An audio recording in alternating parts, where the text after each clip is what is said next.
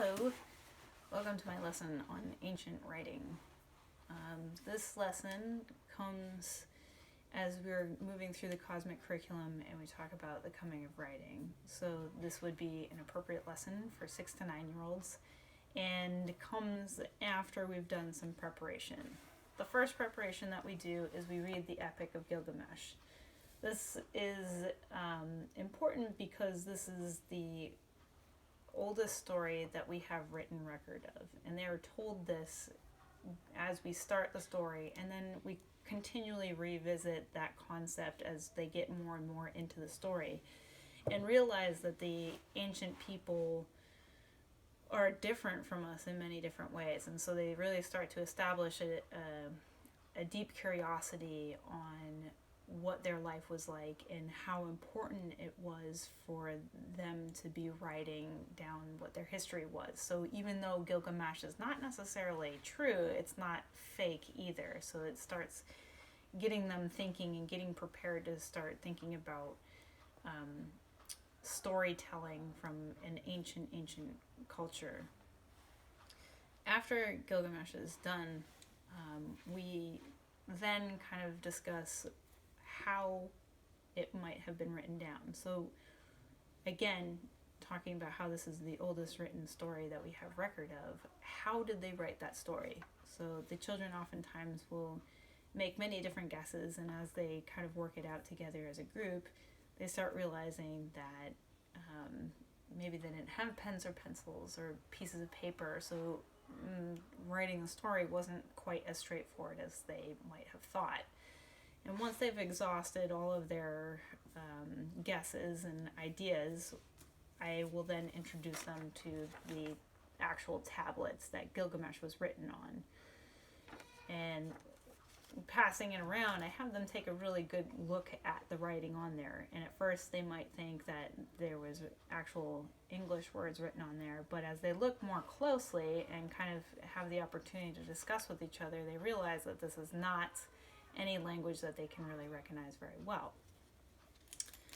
After that, I will show them by using a book that we have called House Ox Stick, which is kind of about the evolution of writing, and then we also might watch a video about how Sumerians came across the development of their writing, so that they understand that it wasn't as straightforward as they might think, that somebody didn't just simply sit down and start writing in something, that it was actually a very complicated process that took time to evolve into this abstract concept that we know of now.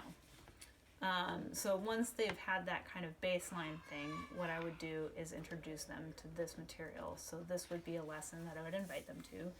Thank you everybody for coming to my lesson about ancient writing.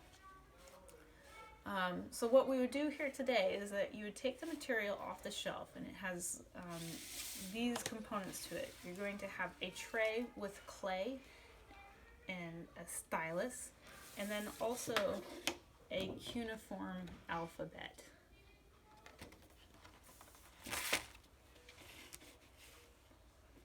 So we're going to practice writing just like how the ancient Sumerians would have written. The first step I'm going to do is I'm going to take my clay out of my container, and I'm going to manipulate the clay with my hands so that it starts to get kind of warm. If this clay has been sitting around in the classroom, chances are it's probably going to be kind of cold and hard to write with and hard to manipulate. So I'm going to move it around in my hands. Thankfully, this piece of clay is still a little bit warm from being used not that long ago. I'm going to squeeze it. I might stretch it a little bit with my fingers just so that I can get a pretty nice flat piece of clay. It doesn't have to be perfect, but I'm being gentle not to rip my clay. And when I get my clay a size that I'm happy with, it doesn't have to fill out the tray or anything, but I got a nice little square here on my tray. I'm going to press it down, and then I'm going to think about what I would like to write. Now, before I write anything, I'm going to look really carefully at this alphabet. I'm going to notice a few things. One thing that I notice is that there are two alphabets. One is for capital letters and then one is for lowercase letters. The other thing that I notice is the actual ancient writing itself. It's interesting because if you look closely, what you'll probably see is lines and triangles. And that's because the ancient Sumerians wrote with something called a stylus. This is our stylus. The stylus has a pointy end, which makes the lines, and a flat end that makes the triangles. And so when they would do their writing, they would use the pointy end and press that down to make lines, and then they would take the flat end to press that into the clay to make triangles. I'm going to start thinking about what I would like to write. I think that I'm hungry, so I'm going to write the word eat. So I'll look closely here at my cuneiform alphabet. I'm not really writing a sentence, so I don't think that it matters whether or not I start eat with a capital E or a lowercase e, but the capital E looks like it's easier to draw, so I'm going to do that one. If you look close, it is a line with a triangle on the top. So that's what I'm going to do. I'm going to take my pointy end, and I'm going to draw a line, and then I'm going to take my flat end to make a triangle. Now, I might not get it totally perfect each time, but I can get as close as possible. That looks pretty good to me. I know that the next letter in the word eat is an A. So again, I'm going to look at my cuneiform alphabet, and I'm going to look at a lowercase a because it's in the middle of a word, so that's definitely got to be a lowercase. And I see that it is a line with a triangle on top, and then 3 lines with triangles down below. This looks a lot more tricky than my E, so I'm going to be really careful when I draw this one.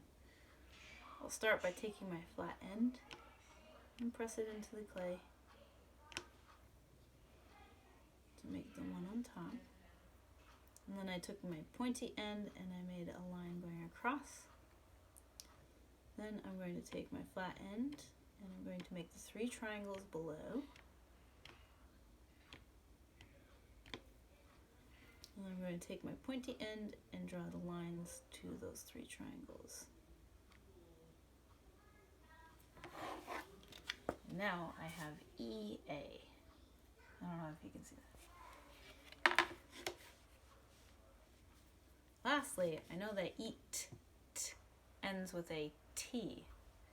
So I'm going to find a lowercase t on my cuneiform alphabet, and that looks sort of similar to my A.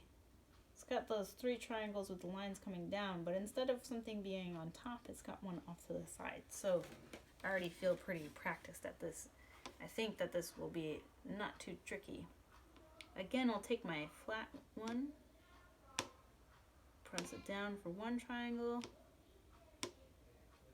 2 triangles, 3 triangles, and then comes the pointy end for the lines coming down. And then 1 more triangle off to the side, so I take my flat end again, and then my pointy end to make the line.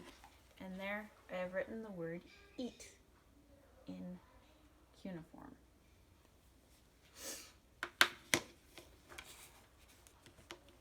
You might be interested to write anything that you want to, and you're welcome to write anything that you want to. Even if it's just letters, it's still fun to play around trying to write like the ancient Sumerians.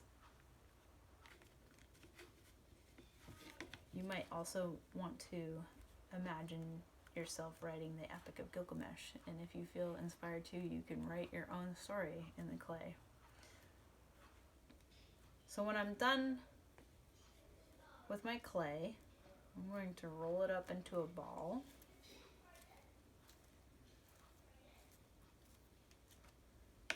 And I'm going to stick it back inside my container. I'm going to take the lid, push the lid on nice and tight to make sure that no air gets in there. I'm going to put my stylus back on the tray, and then my tray back on the piece of paper with the alphabet on it, and that will all go back on the shelf. Thank you for coming to my lesson on ancient writing.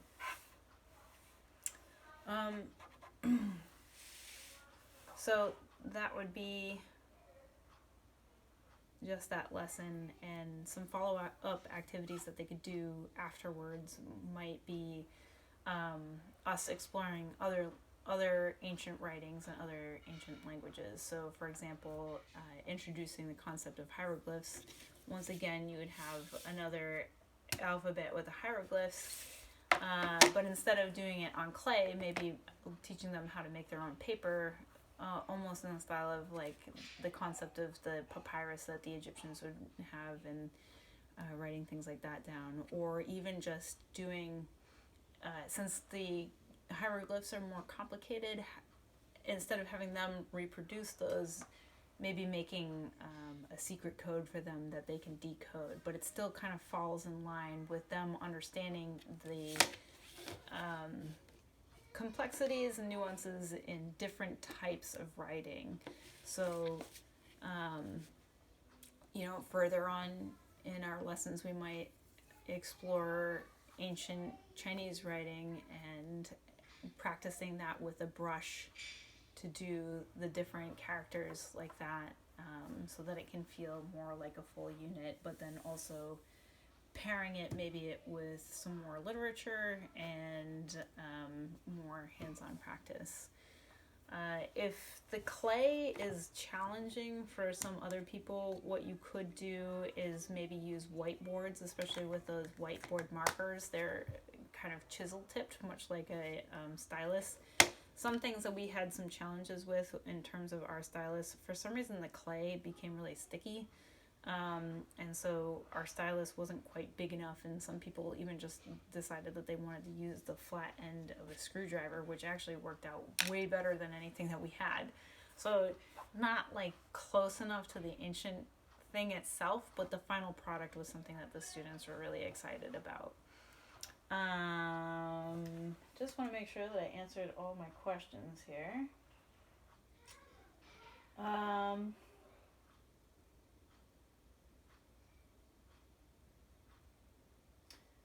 would say that this is not a hard lesson. It seems like almost every student that was involved with this lesson so far seemed to really be excited about it because of the tactile aspect of it. They really, really enjoy manipulating the clay, and I think that they also really enjoy the concept of kind of writing in code, like writing this thing that is in an entirely different language in a sense.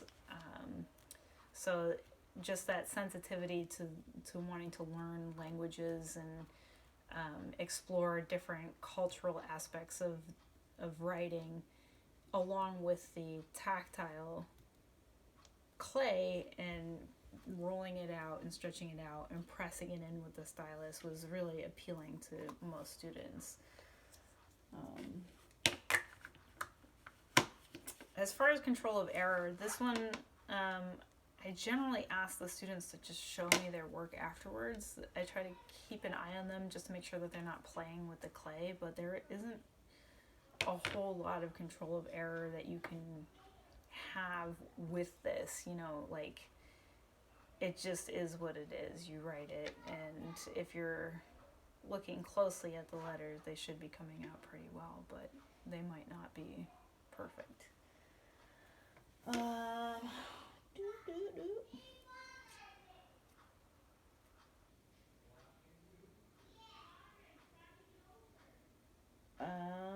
Yeah, so I think that should answer most of the questions.